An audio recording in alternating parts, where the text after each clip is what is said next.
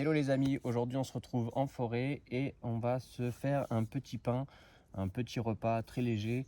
On va se faire donc un petit pain au camembert normand. Donc pour ça il va nous falloir de la farine. Donc ça c'est un récipient que j'utilise. Avant j'utilisais en gourde mais elle n'est pas top. Donc du coup j'y mets ma farine et ma levure boulangère. Donc c'est de la farine T45 pour information. Ici on a donc un camembert, ici on a 2 couverts en bois, là on a un peu d'eau qu'on met au soleil pour avoir un peu d'eau tiède.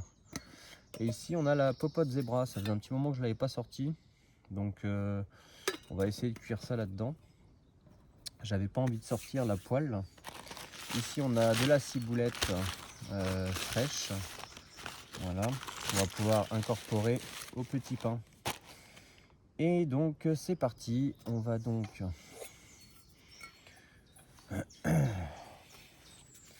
mettre de la farine. Donc c'est au pif, hein, on n'est pas en cuisine, voilà, on est en bushcraft. Après, quand vous êtes dans votre cuisine, il y a forcément, vous pouvez forcément utiliser, là on va juste faire un petit pain maison. On va utiliser des graduations, tout ça.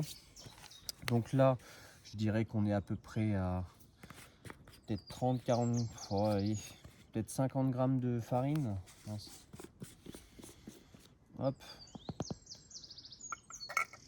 Donc pour ceux qui n'aiment pas le plastique, malheureusement, vous ne trouverez pas de levure boulangère en papier ou en sachet.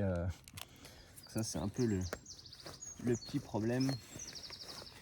Sachez que dans tous les cas, pour ceux qui me connaissent, j'ai toujours un sac plastique, un sac poubelle, ou dans tous les cas je remets ça dans la popote ou je remets ça dans mon sac directement que je jetterai à la maison. Voilà, donc là on fait du pifomètre, hein, voilà. Donc l'important dans ce qu'on va faire, c'est toujours de garder un peu de farine. Donc là j'en ai vraiment pris beaucoup trop. Et c'est donc de garder de la farine pour la travailler. Donc ici on a farine et levure. On peut y rajouter du sel. On peut y rajouter du poivre. Donc si vous rajoutez du sel, la meilleure façon c'est de le mettre directement dilué dans l'eau. Ça évitera que ça fasse une réaction chimique en fait. Voilà. Après c'est la même chose que du pain à la maison, hein. Il n'y en a pas pour très longtemps. Et pour ceux qui se demandent à chaque fois comment je fais, donc là on rajoute un peu d'eau, pas trop, vaut mieux toujours en rajouter après.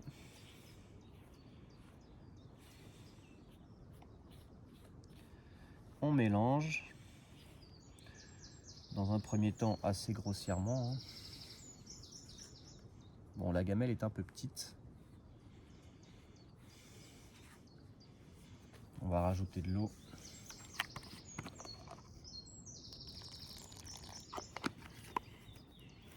Donc dans l'idée, c'est toujours d'avoir de la farine en plus, comme par exemple là vous allez voir, j'ai mis un peu trop d'eau. Donc on va rajouter de la farine.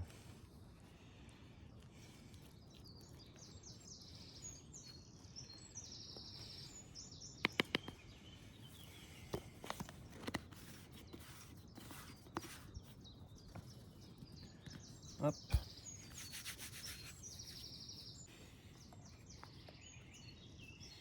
Alors encore une fois, hein, on est vraiment en forêt, donc faut pas se prendre la tête.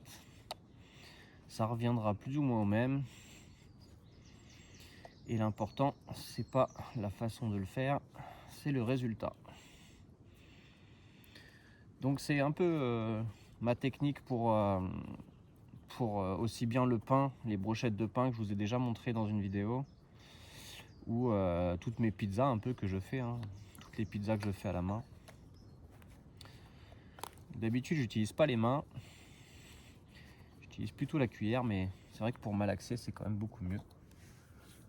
Donc là on a une pâte plutôt homogène qu'on vient remettre à l'intérieur avec le couvercle dessus. On peut mettre ça au soleil, hein, histoire que ça prenne bien. Et vous attendez environ, voilà, en cuisine c'est conseillé d'attendre 1 heure, mais après des fois on n'a pas forcément le temps. Donc là il est midi un quart.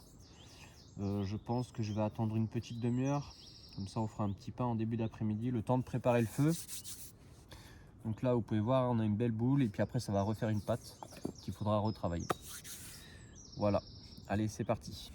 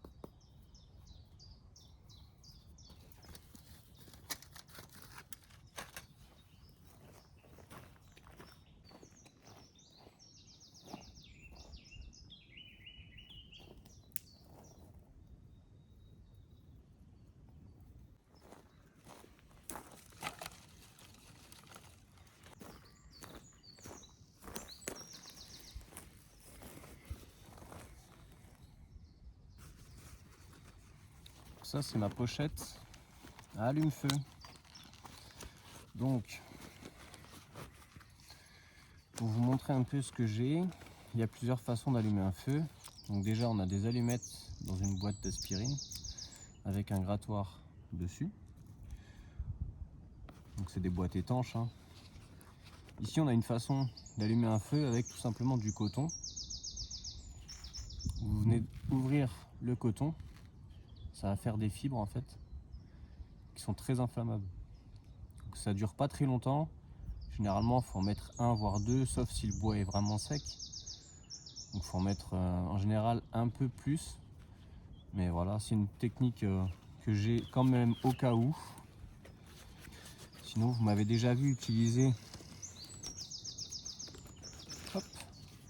de l'écorce de bouleau. Donc là il a bien séché, il est bien dur, il est même très dur d'ailleurs, j'aurais peut-être pas dû le plier. Donc là tout ce qu'on voit ici là, toutes les petites fibres là, les petits morceaux d'écorce, tout ça ça s'effrite et ça en fait de la poudre aussi très inflammable, très pratique. Ici on a un bon allume-feu qu'on peut ouvrir en deux, qu'on peut venir effriter un petit peu également pour que ça prenne plus rapidement au fire steel.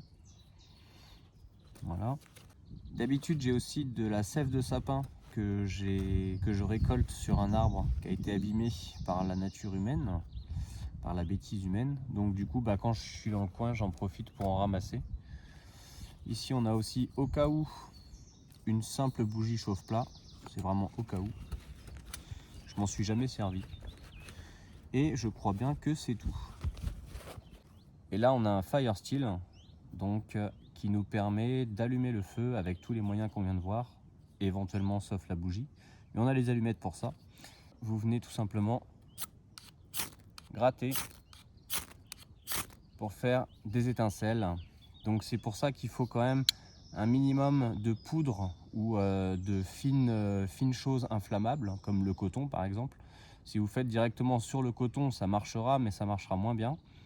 L'écorce de bouleau, c'est pareil, si vous faites ça directement sur le morceau d'écorce, ça ne le fera pas. Alors que si vous faites un peu de poudre en grattant l'écorce, tout simplement, vous venez inflammer le truc, vous venez enflammer en fait l'écorce et ça prendra automatiquement.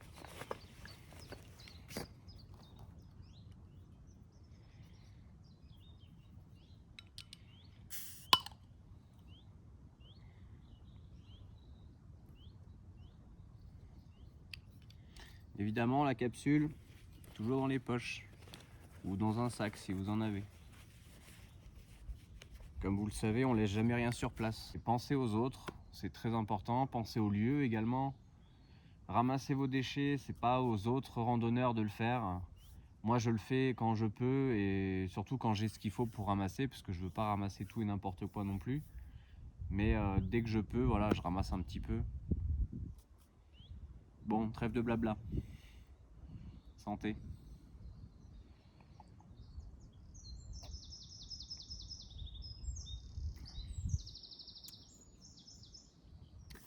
Bon, c'est une troll, tout le monde connaît la troll.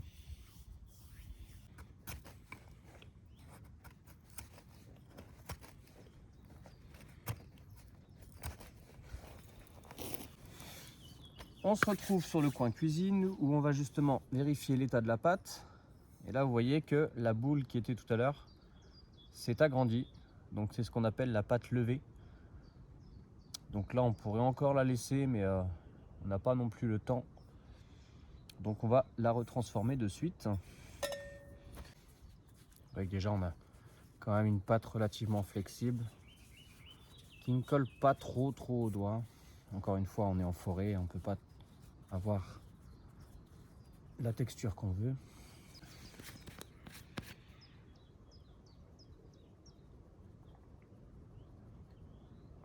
Donc normalement, il faut une surface dure. Là, c'est pareil, on est en forêt. On fait ce qu'on peut avec ce qu'on a.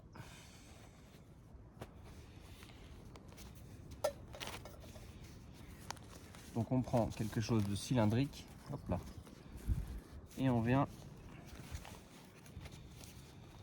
écraser, étaler un petit peu la pâte.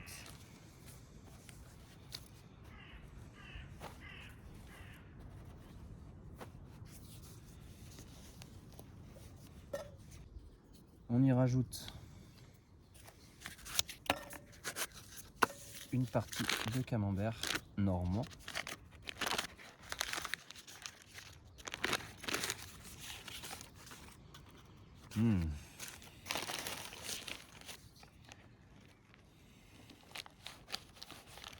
Donc encore une fois, ça va être la première fois que je vais tester cette recette.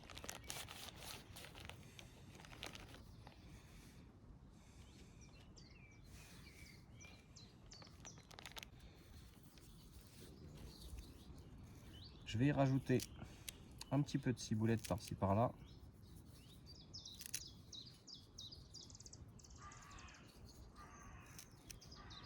Histoire de donner un peu de goût. Donc la ciboulette est terminée, à peu près, hein, voilà. Et on vient refermer notre pain.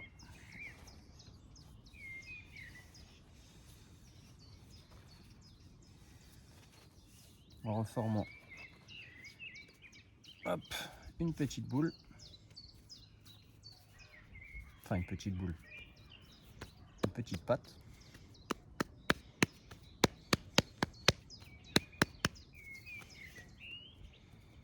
Voilà, on a quelque chose de pas trop mal. À voir un peu comment ça va se comporter dans la poêle, enfin dans la popote. En espérant que ma popote soit assez grande, bien sûr. Ah, bon, ça devrait aller. Allez, on repasse au mode cuisson. Pour vous montrer un peu la technique du coton, donc on prend un coton qu'on vient ouvrir en deux. Voilà, on le pose à l'intérieur.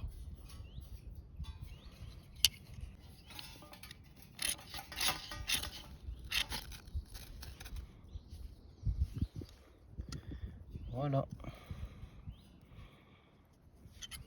Évidemment, on n'est pas obligé d'utiliser le coton, on peut utiliser d'autres choses, comme l'écorce de bouleau par exemple.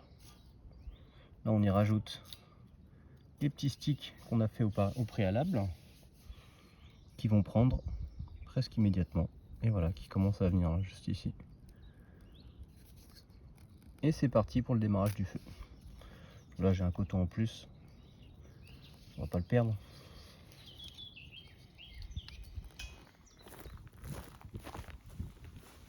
Donc pour la cuisson, pensez bien à recouvrir surtout le pain pour que ça fasse un peu four. Sinon il n'y a que le bas qui va cramer et du coup le haut ne cramera pas.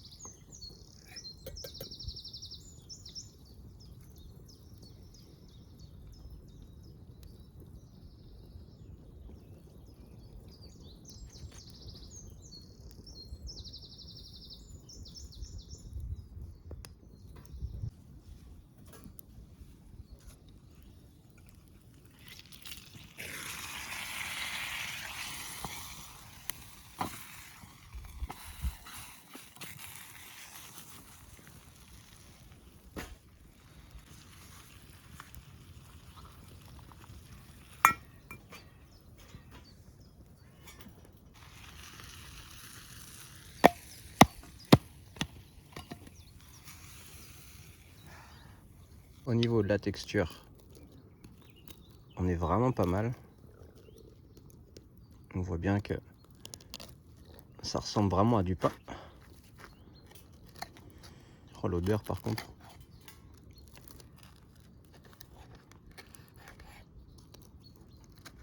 Mmh.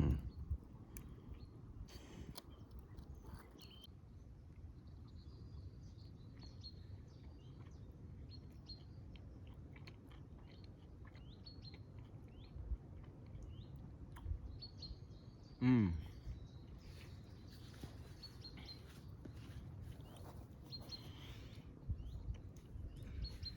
Je vais pas dire que c'est la première fois que je le fais bien, mais le mélange pain, camembert, ciboulette, vraiment, c'est top.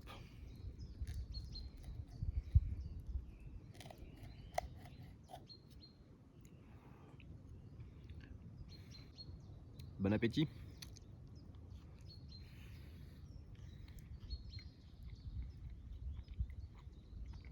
Mmh.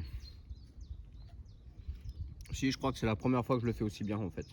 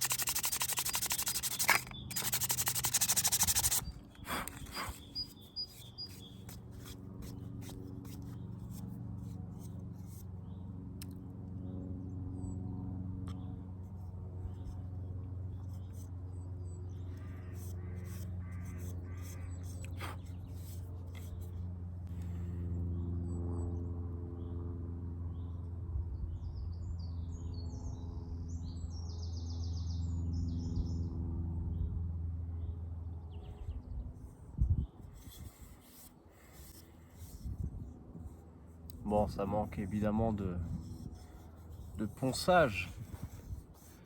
Mais disons qu'en un petit quart d'heure, 20 minutes, on a quelque chose de propre, utilisable surtout. Après, la forme est un peu standard, un peu grossière on va dire.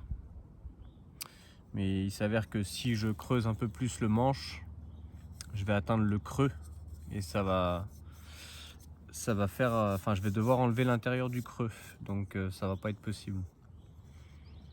Sinon ça fera une rainure tout le long. Donc non, c'est pas mal, hein, pour une première ça va. Enfin pour une première, pour une cuillère quoi.